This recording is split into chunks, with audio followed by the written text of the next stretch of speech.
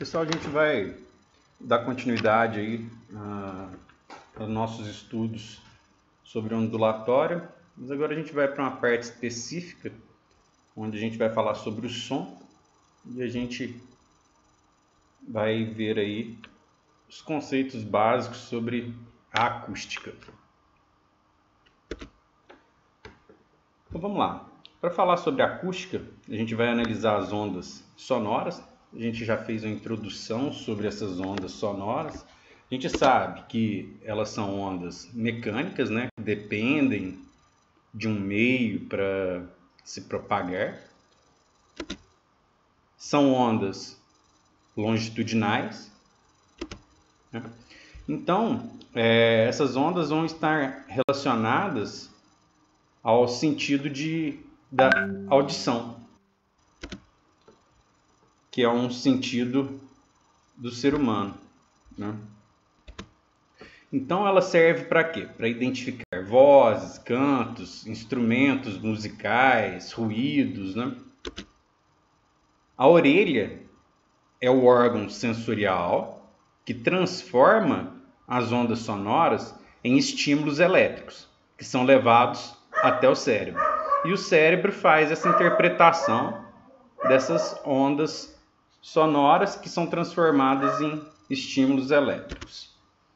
O humano é capaz de distinguir sons entre as frequências de 20 Hz a 20.000 Hz. Infrassons e ultrassons não sensibilizam a orelha. Então, olha só, os intervalos audíveis para o ser humano aqui, que vai de 20 Hz a 20 kHz. Olha só que o camundongo, o intervalo de frequência audível dele é diferente da nossa.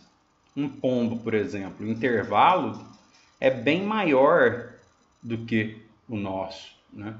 Então ele consegue ouvir sons na faixa do infrassom aqui, né? A mariposa e o morcego, por exemplo, já conseguem o quê? Ouvir sons na faixa do ultrassom. A velocidade do som. A velocidade do som vai variar aí de acordo com o meio que ele está se propagando, né?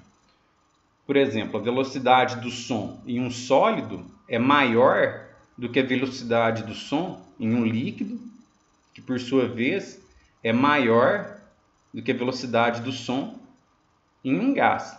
Então, por exemplo, a velocidade do som quando está na atmosfera, ela é menor do que a velocidade do som em uma barra metálica. Então, por exemplo, se eu bater um pedaço de ferro com outro, a velocidade do som dentro do sólido ali é maior do que a velocidade do som no gás.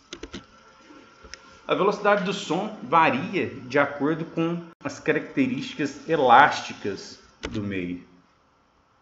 E as características elásticas, elas dependem da temperatura. Sólidos e líquidos são praticamente incompressíveis, têm suas características elásticas pouco alteradas quando se altera a temperatura. E os gases que são compressíveis têm suas características elásticas alteradas de acordo com a temperatura. Quanto maior a temperatura, maior vai ser a velocidade. Então vamos lá, exercício 1. Em uma pedreira foi detonada uma carga de material explosivo.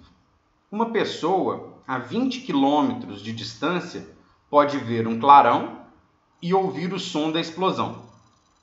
Considere que a 20 graus Celsius a velocidade do som no ar é de 340 metros por segundo e determine a. Quanto tempo após a explosão o clarão foi visto pela pessoa? B. Quanto tempo após a explosão o som foi ouvido por ela? Então vamos lá, resolução. Vou começar aí pela pelo clarão, né? Então, ó, a gente sabe que a velocidade é variação de espaço por variação de tempo. Então, a gente tem que o tempo, se a gente isolar ele vai ser igual a variação de espaço sobre a velocidade. Qual velocidade? C, que é a velocidade da luz, né? A gente está analisando o clarão. Então, olha só, o ΔT vai ficar como? 20 vezes 10 a terceira, dividido por 3 vezes 10 a oitava, que é a velocidade da luz, né? Aproximadamente aqui na atmosfera. Então, ΔT vai ser igual a 6,67 vezes 10 elevado a menos 5 segundos. Aqui desconfigurou, mas aqui é 10 elevado a menos 5. E aí, para ouvir o som, a gente tem que o ΔT, usar essa mesma expressão aqui, né? Vai ser a variação de espaço, só que agora pela velocidade de quem? Do som. Então, a gente tem que ΔT é igual a 20 vezes 10 a terceira, dividido por 340. A gente vai ter que o intervalo de tempo aí vai ser de 58,8 segundos. Então, a gente observa que o tempo de propagação do som aí, para que a gente possa ouvir o som, é bem maior, né, do que o tempo para que a gente possa ver aí o clarão, né? Por isso que em dias de tempestades, quando acontecem muitos raios, né, a gente observa primeiro o raio para depois escutar o trovão, né? Exercício 2. Um barco pesqueiro dotado de sonar emite uma onda de ultrassom que, ao atingir um cardume de peixes, é refletida e captada pelo mesmo barco 0,3 segundos após a emissão. Lembrando que, na água, o som se propaga com velocidade de 1.500 metros por segundo, determine a distância que separa o barco do cardume. Essa é fácil, né? Então vamos lá, resolução. O tempo de ida vai ser quem? 0,3 segundos dividido por 2. Então, esse tempo de ida vai ser o quê? 0,15 segundos. Então, se a velocidade é igual a ΔS por ΔT, a gente tem que S vai ser igual a V vezes ΔT. Então, a gente tem que ΔS vai ser igual a 1.500 vezes o 0,15, que é o tempo de ida. Então, a gente vai ter que o ΔS vai ser igual a 225 metros. Como nasceu a expressão barreira do som? Então, uma curiosidade aí. A expressão barreira do som nasceu da ideia de que a velocidade do som era o limite da velocidade de voo para uma aeronave. Mas em 13 de fevereiro de 47, o piloto Chuck Yeager, no avião Bell X-1, né, atingiu a velocidade supersônica acima da barreira do som. A velocidade do som ao nível do mar é de aproximadamente 1.220 km por hora. Essa velocidade é chamada de Mach 1. O dobro dela é chamada de Mach 2. E assim por diante. Um aspecto interessante reside no fato de que, no momento em que o avião atravessa a barreira do som, forma-se uma enorme nuvem à sua volta, que é provocada pela onda de som que avança e comprime a umidade do ar. Essa nuvem é chamada de cone de Mach. Então aqui a gente tem a ilustração dela, né, de um avião supersônico na costa do Paquistão em 2010. Essa curiosidade aqui está no livro do Benigno Barreto, de 2016. Também é interessante registrar que um avião voando a velocidade supersônica cria em seu rastro um fenômeno denominado estampido sônico, um barulho parecido com um trovão. Isso se deve ao fato de todas as ondas sonoras ficarem comprimidas e chegarem juntas de uma só vez a um observador no chão. Vamos lá, características do som. Qualidades que dependem da interação com o ser humano. São elas: a altura do som, a intensidade do som e o timbre do som. A altura. A altura, ela está relacionada com a frequência. Ela é definida como som grave ou som agudo. Quanto maior a frequência, mais agudo é o som. E quanto menor a frequência, mais grave é o som. A intensidade. A intensidade, ela está relacionada com a energia transportada pela onda. Ela define se o som é forte ou fraco. Então aí a gente tem a representação da propagação da onda sonora, né? A fonte sonora, a área da frente de onda sonora, em um instante t após a emissão aí, né? Então, a quantidade de energia transportada pela onda vai definir se é forte ou fraco. Como a quantidade de energia está relacionada com a amplitude, né, desse som, essa intensidade também vai estar relacionada com a amplitude. E a gente sabe que o I vai ser a variação dessa energia dividido por A vezes ΔT, onde o A é a área da frente de onda sonora nesse determinado instante t.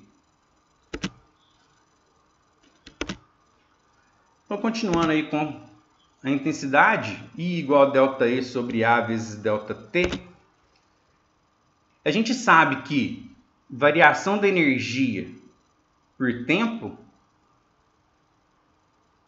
é a potência. Então, essa intensidade ela pode ser relacionada com potência dividido por área. Então, ó, nos sistemas internacional de medidas, a gente tem a intensidade sonora medida em watts por metro quadrado. Então, é relacionada a esta expressão. Então, a intensidade I, ela vai ser diferente do nível sonoro, que a gente chama de N. Então, ó, a mínima intensidade sonora para sensibilizar a orelha humana é chamada de limiar de audibilidade, que a gente chama de I0, que é igual a 10 elevado a menos 12, está desconfigurado aqui, 10 elevado a menos 12, watts por metro quadrado. E a máxima intensidade sonora suportável pelo ser humano, sem sentir dor, é chamado de limiar da dor.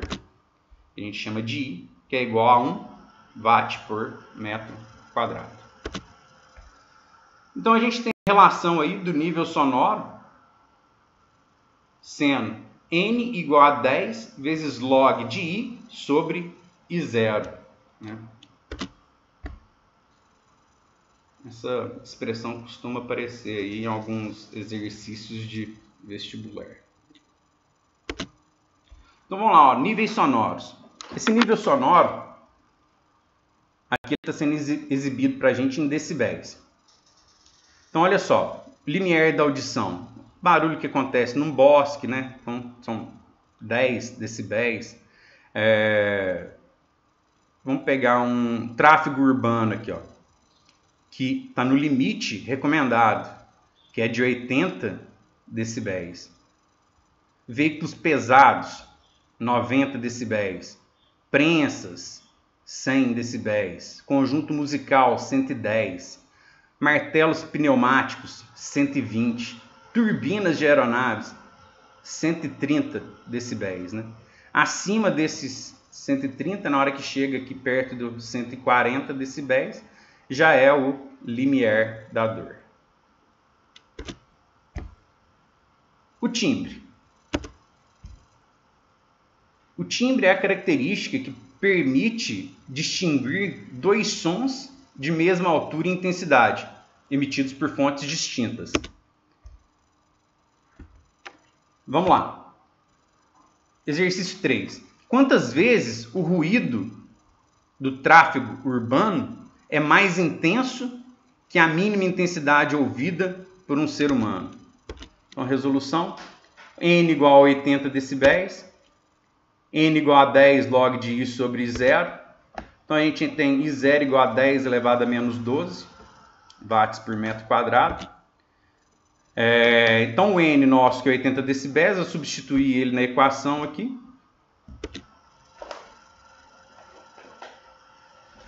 Então, a gente tem que 8 vai ser igual a log de I mais log de 10 elevado a 12. Só usei a propriedade de log aqui, né?